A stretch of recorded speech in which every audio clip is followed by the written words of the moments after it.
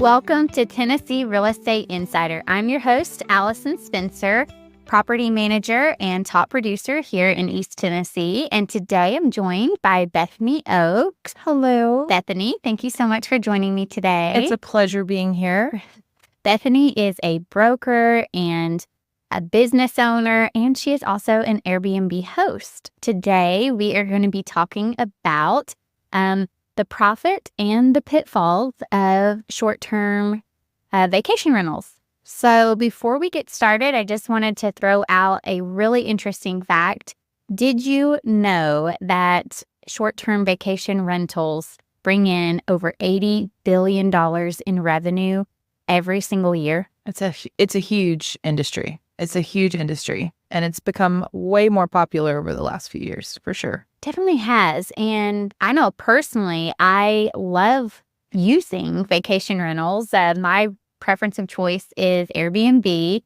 I know we've gone on a few trips together. So we've been overseas and local. We've stayed in Airbnbs. I personally find that they're just so accommodating. Yeah. What are some things that draw you to stay in Airbnbs?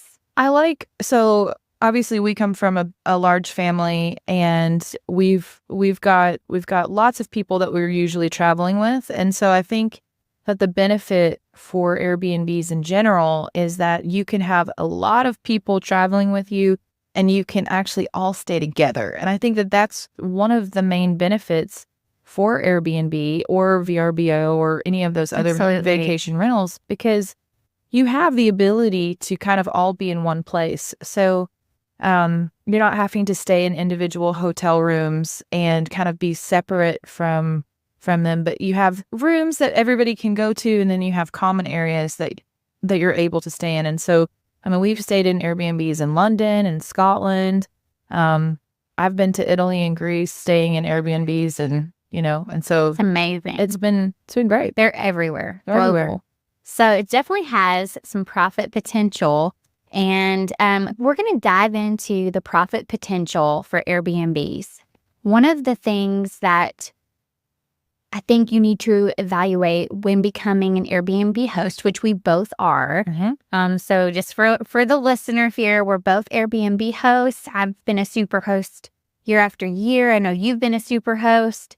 I don't manage other people's Airbnbs. I do have personal Airbnbs. I more so manage long-term rentals or even short-term furnished rentals.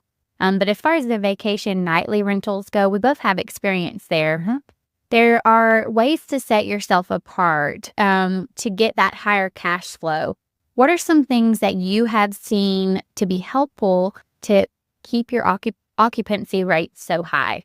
Well, I think the first thing that most people do is they actually look for the location. And I think that if you have a property that is in a good location, you're automatically going to have a lot of business.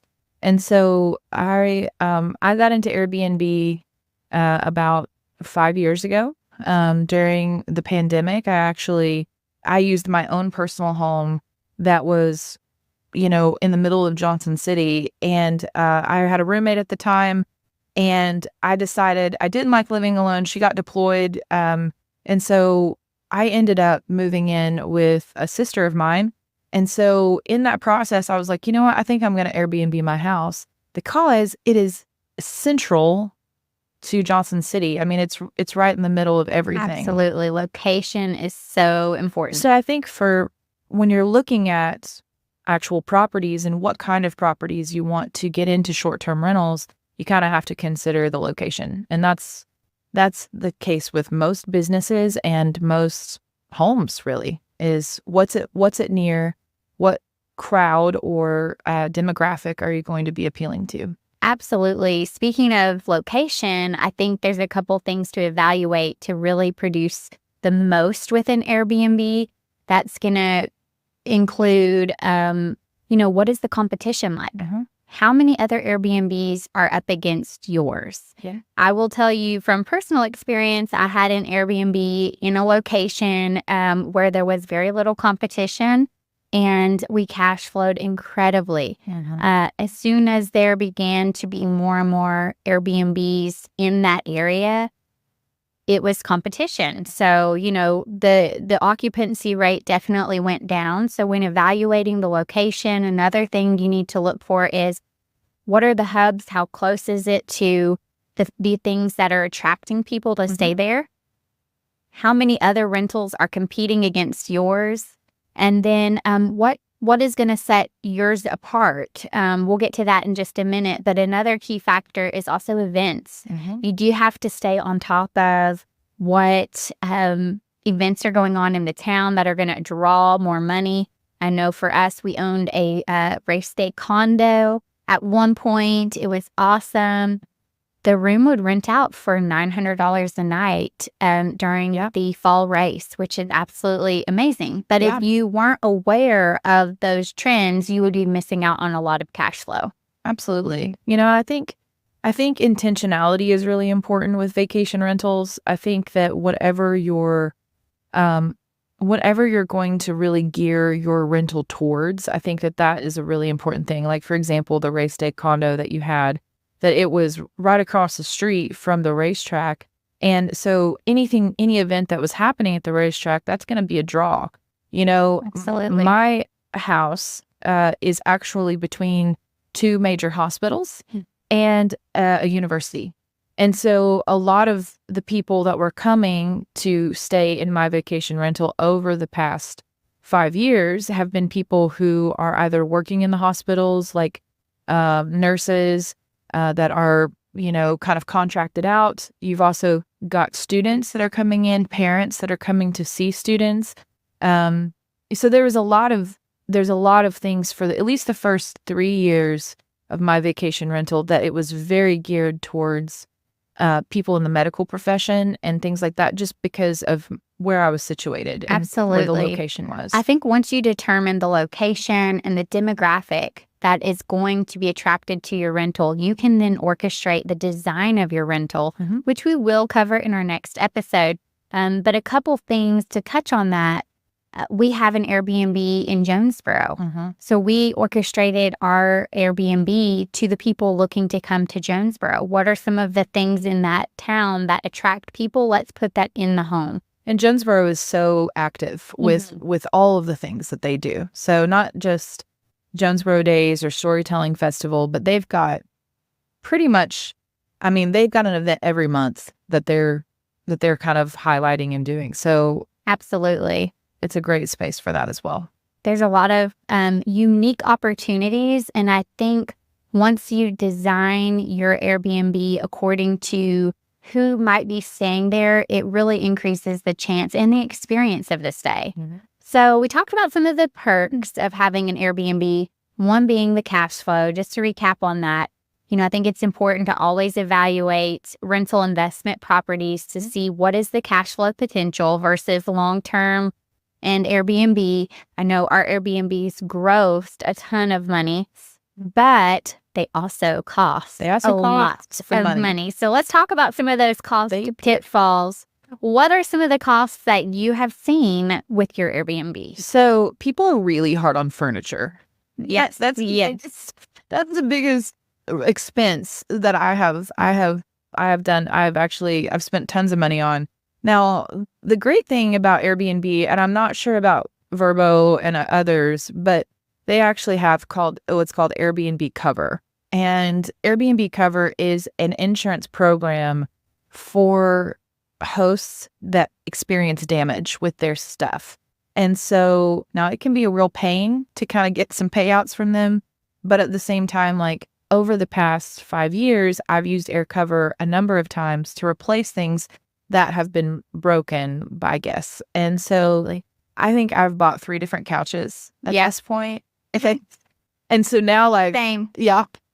So couches are the first to go. Was the first to go. Just buy the better quality couch. Yes. It hurts your feelings, when you spend that much money on a couch, but it's better to purchase a couch that has staying power than purchasing something that's real cheap and pretty.